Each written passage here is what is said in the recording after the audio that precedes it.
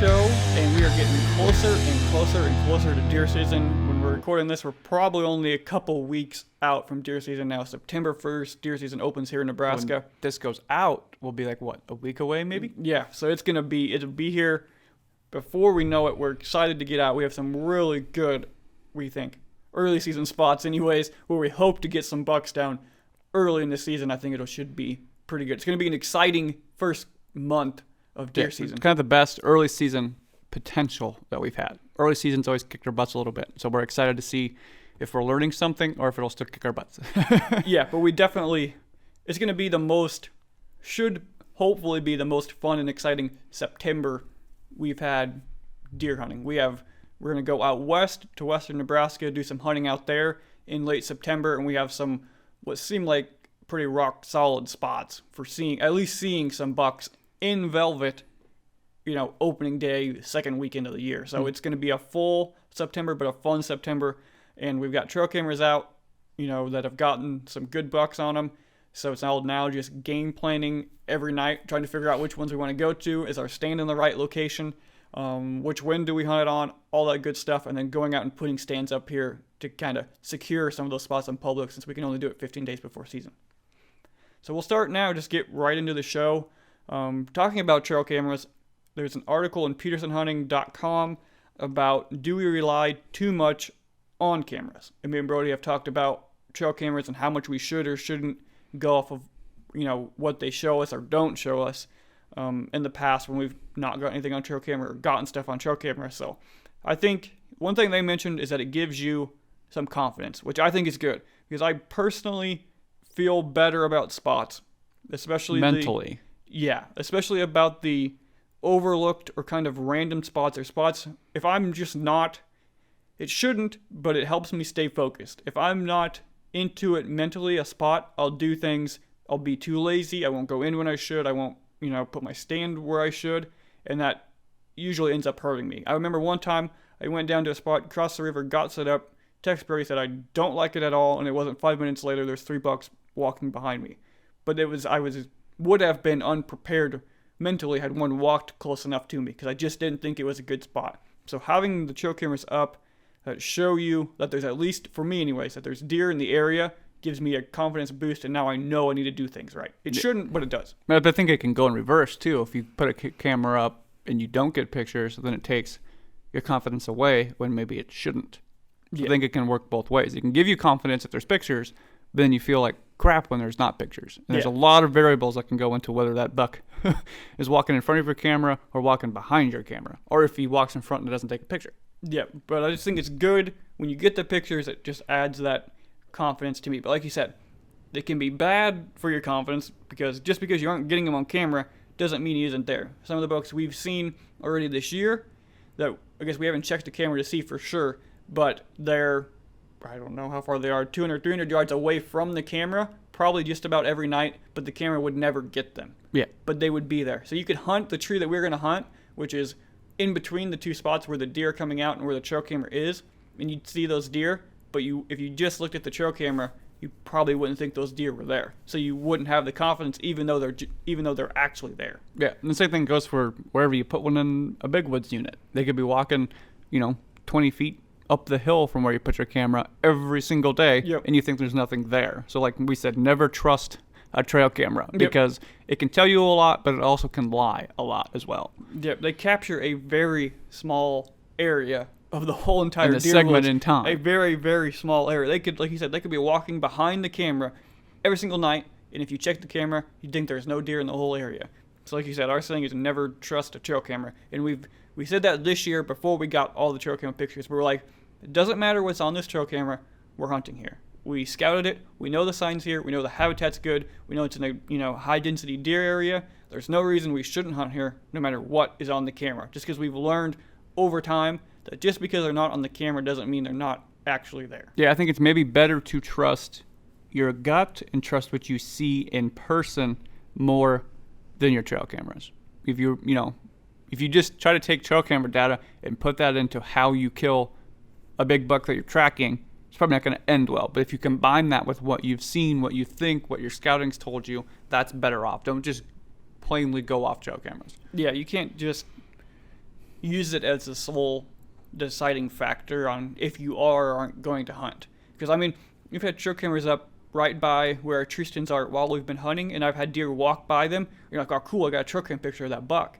And then you go check the camera, and there's no deer on it, and you're like, I just watched the deer walk right by it. So you've seen it happen. I've seen it happen in person where the deer doesn't end up on that camera like it should. So you just, like you said, you can't trust them. Use it as a tool, but don't go just off of it, which is, I think, where maybe some people with the new cell cameras could get themselves in trouble. Because it's still a very small area, and just because he's not coming through November 7th on that trail, he could be on the trail right behind you, but you're not going to hunt it just because you're relying too much on that one cell camera. Yeah. The second thing he talked about is that it was spooking bucks. So do you think trail cameras are spooking deer, spooking bucks? No. I think every buck is different, and you can tell that in pictures. The recent trail camera pictures we got back, every single buck, and who knows what happens after they did it, but every single buck came up and smelled that trail camera. And they did it on and then the other one, they walked right past it, didn't even care it was there, never even got close to it. Mm-hmm. But like, some of them might smell it and smell you on it and think, oh, that's not good, and associate your smell with, predators. Some of them might see the camera and just think, that's kind of weird, that's not usually there. That might scare them, or they might be like, whatever, I see new things all the time. Like, It's an individual buck thing, but I think in a broad sense, it doesn't. They encounter new and weird things that, float into the woods and get washed into the woods all the time. They're just like any other animal. They're curious. We've raised cattle and sheep for 4-H, or just your dog or your cat.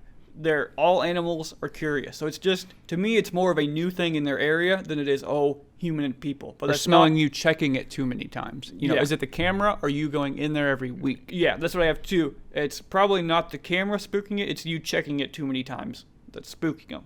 Because I think, like I said, they're just curious. They want to know what that is that's on that tree that wasn't there before. They definitely notice it, but I don't think they're not going to like spook and run and not come back. I guess I haven't seen it in person, and I haven't seen the evidence on the trail camera to say that bucks are seeing it, running away, and never coming back. Like, if you're getting the picture of the same buck multiple times on that camera, then obviously he didn't spook him because he's coming back through there.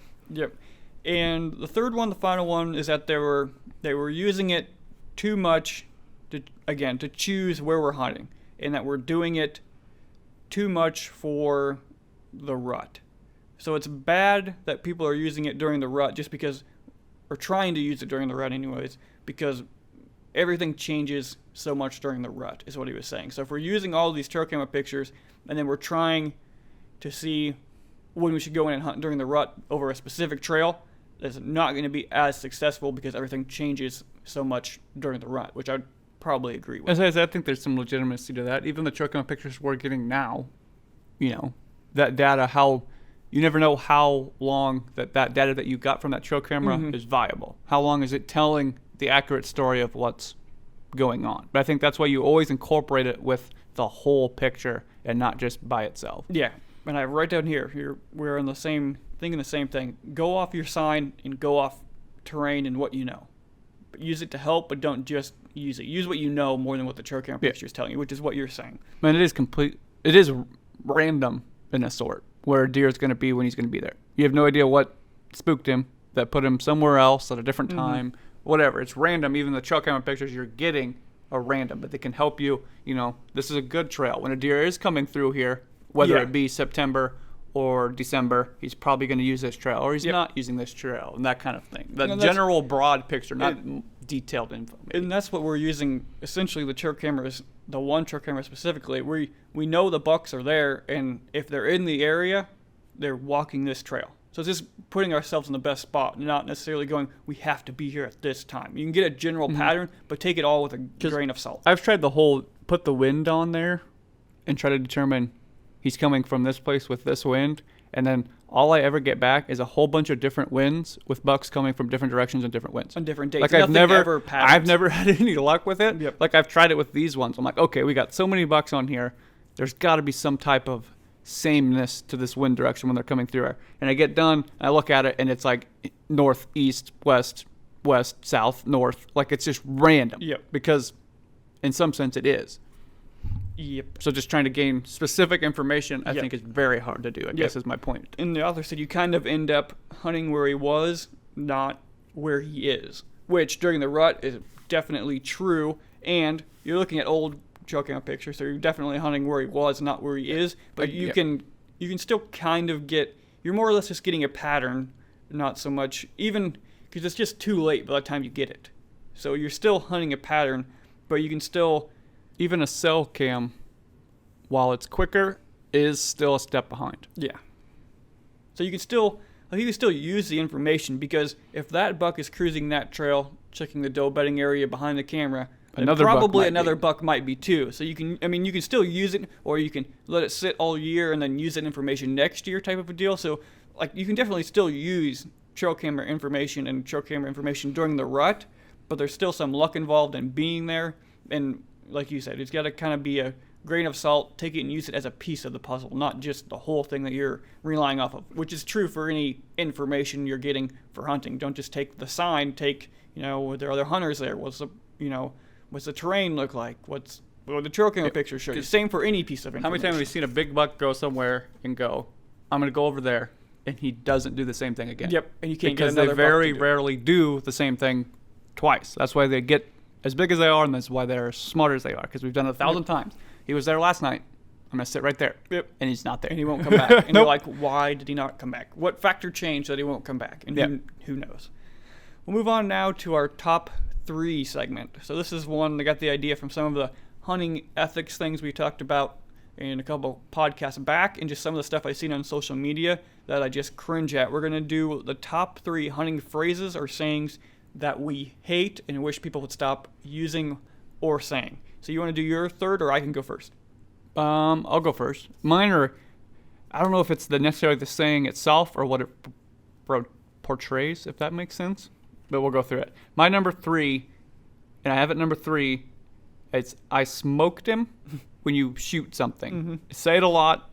Everybody's probably said it. I have it number 3 because in the heat of the moment, when that adrenaline's pumping and you're excited, you say a lot of weird and crazy things. Yeah. So saying that probably is just because it's like, You hear it's it just so there. many times. It's that just then kind you of say there, it. and in the moment, the last thing you're thinking about is how stupid I look or sound. Yeah. So that's why it's at number 3, because it sounds weird. Everybody says it, but if you've ever shot a buck, you know why your brain just kind of shuts off. Yeah. But yeah, a lot of times they haven't.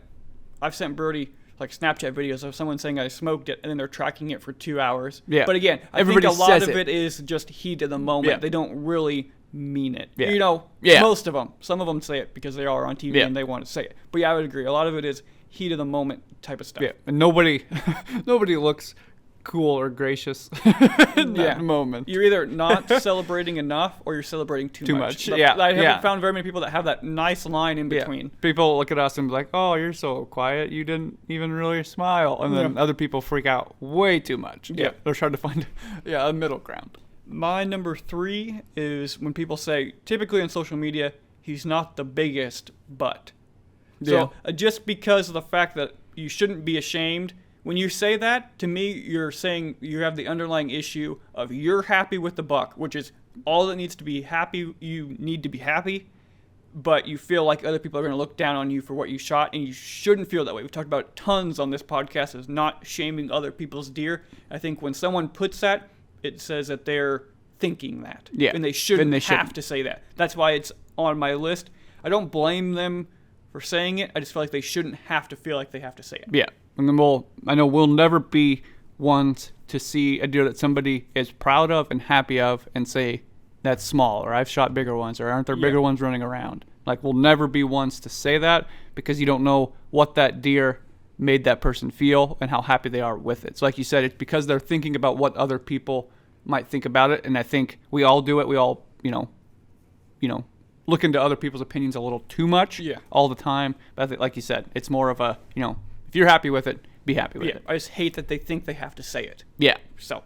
Or that people make them feel like they should say that. Yeah. And my number 2 is not to any specific brand or hunting entity, but it's BBD or Big Buck Down. I hate saying that. I don't know why. It gets under my skin. It's annoying. Let's quit saying it. Yes, you shot a buck. and you're trying to Probably brand big. your show, but stop doing it. And especially the people that aren't part of the show, stop doing it. Yes. I would don't agree. know. I just hate big buck down. I hate it. It just gets under my skin. It's just one of the ones that's hard to explain. But that's my number 2. So you're number 2. My number 2 is kind of similar to your number 3, but he'll be a good one next year. Or he'll be bigger next year. Like, Trying we get to it. show that they want to shoot big. Yeah, like they manage deer, or that, he's too small for me, or that kind of thing. Like, yes, he will be bigger next year. Like, that's what growth means. So that's kind of one for me. It's like, yes, we get it. If you want to grow deer and let him go for the next year, that's fine. But like, just saying it, like, oh, that'll be a good one for next year. Like, no, he's a good one for right now. Yeah, we get it. You like to manage deer. You want to shoot big deer. We got it. You're number 1.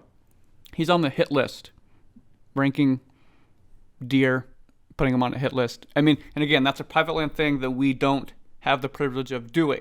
If you have private land, and like we said, maybe your challenge is finding deer, putting them on a list, naming them, and that kind of thing. But for me, public land, very seldom do I see a deer twice on public land. Like, I don't see the deer anytime before he's walking in front of me and I try to shoot it. Yeah. And like, that's for me, is just, that's a preference thing, but it's like a hit list, and Yeah, I'll add just 'cause him to there's the no hit list. point in making it, that it just seems weird when people do it, I guess, or why you would have a hit list. It just doesn't make sense, Yeah. just because we're not part of that side. Maybe. Like, if he's not on the hit list, can I not shoot him? Yeah. Like, what if a big one that I didn't put on the list Yeah, comes and then through? is it again saying I have a hit list, so I have multiple bucks that are Yeah. big, and I'm trying to show you? Again, is it show a off. social media showing it off type of thing that probably gets under our skin as Yeah. not being show off type people? That gets under our skin Yeah. probably. My number 1, I mentioned it in one of the other podcasts, but Orange Army, and I really don't know why either, but it just has a negative connotation on your fellow hunters, because anytime rifle deer season comes around, you're going to see the Orange Army. Got to get one before the Orange Army does, and it's like there's nothing wrong with people that rifle hunt deer.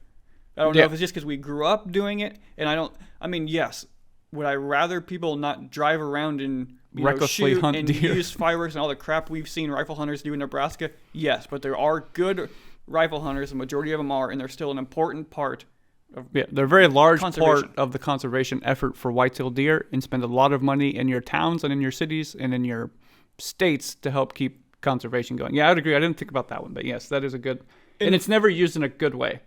Yeah, Like, I've never I've used seen- it. I've yeah. tried to use it in a good way Yeah. to say, like, to promote it and get under people's skins that don't like it. Yeah. But it's never used in a good way. It's always a negative it always has connotation.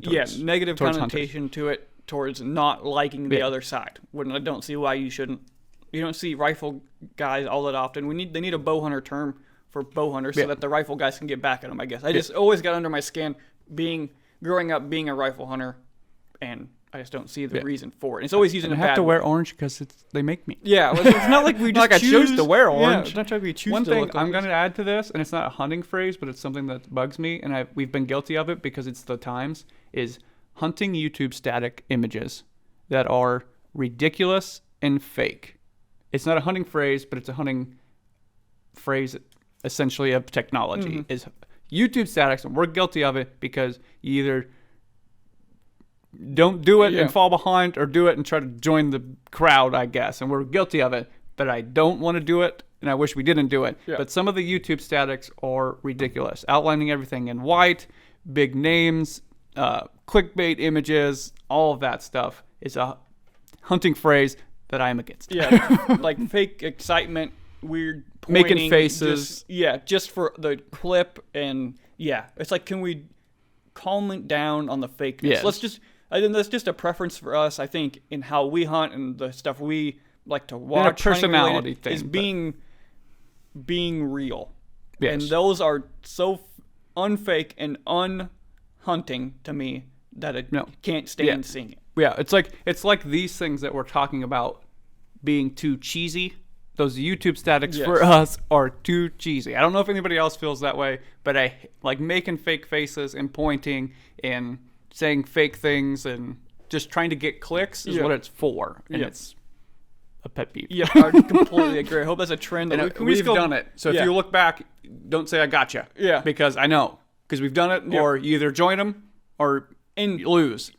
Especially with Instagram and YouTube, you have to do what's working or what I don't know how they to say. say works. Yeah, or what they say works, or like you said, otherwise you fall behind everybody else. If you just put a normal picture, which should be fine, it doesn't work. Just YouTube's algorithm doesn't work. So you almost have to do it. It's like, we know you cut that guy out and put him 2 foot next to that obviously really big deer you outlined in white. We obviously know you are not standing right there. Yeah. But you did it anyways. Yeah.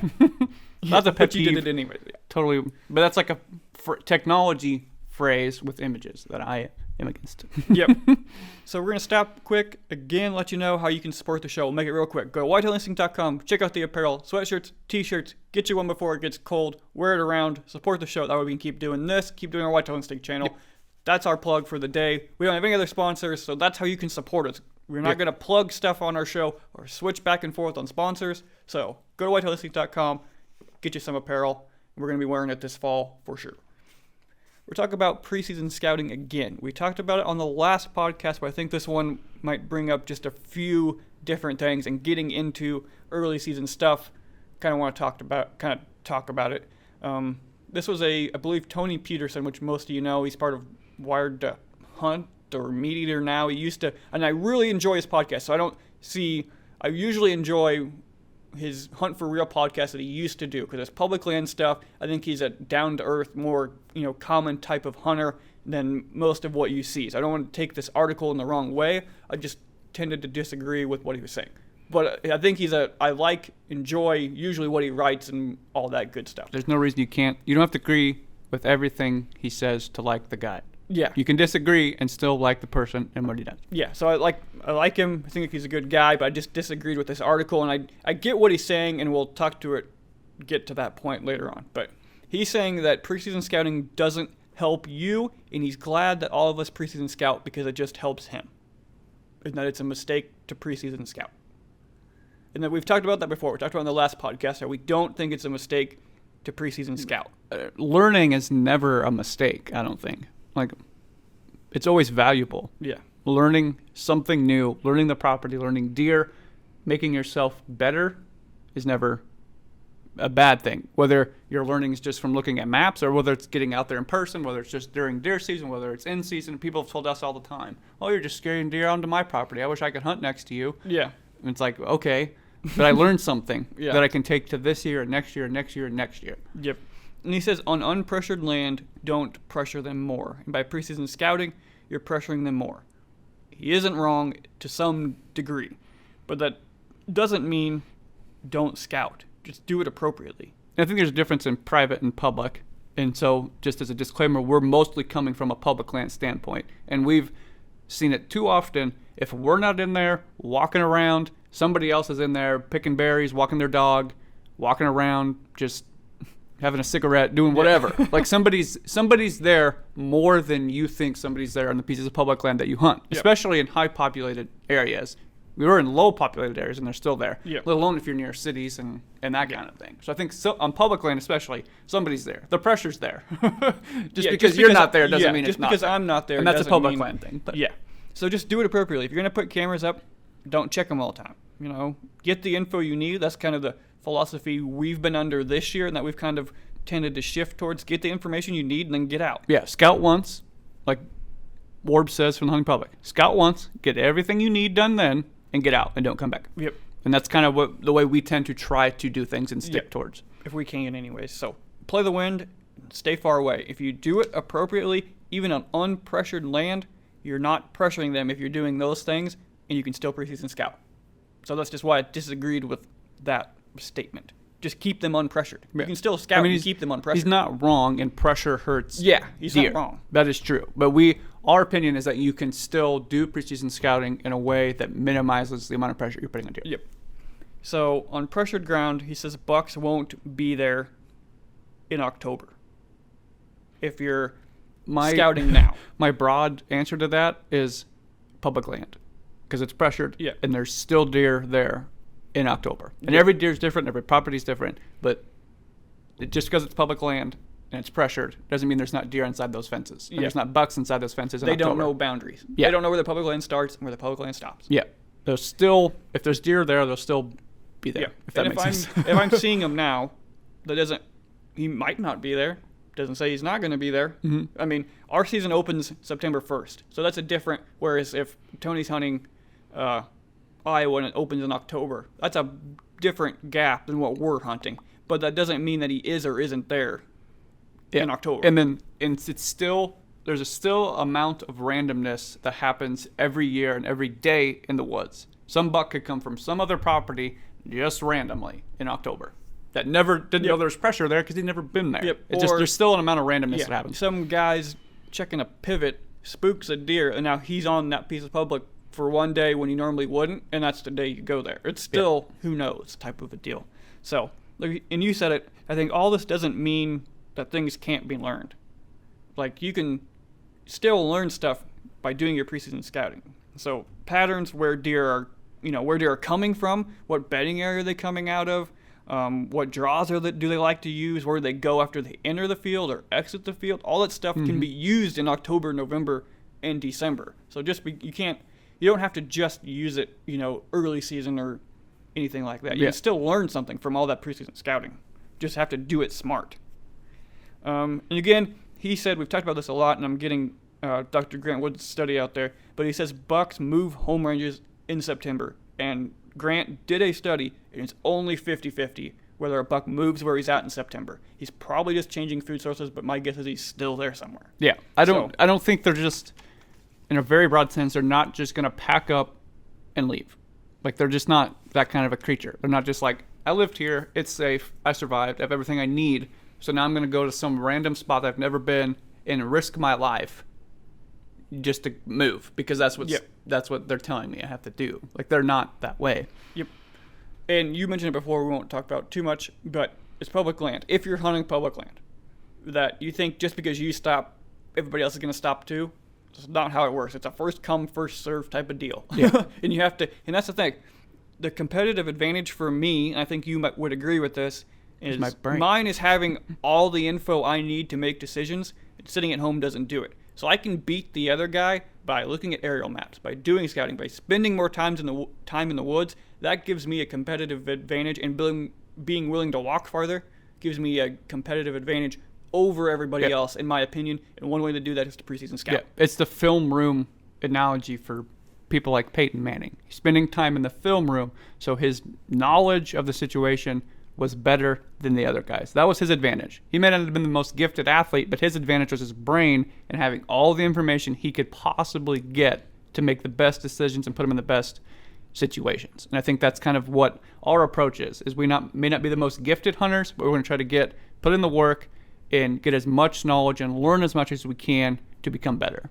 Yeah, we're going to, like you said it perfectly, so I'm not going to restate it, but that competitive advantage is what we're trying to get. And anything I can do to help me do that and do it as long as you're doing it appropriately, I think it's not going to hurt you. It's just going to make you a better hunter and hopefully have more success. And what do you qualify as preseason scouting? Like, is checking trail cameras preseason scouting? You said it was. Shed hunting preseason scouting? Like, is all of that stuff quantified as preseason scouting? Anytime you're in there that's not during the deer season is preseason scouting. Yeah.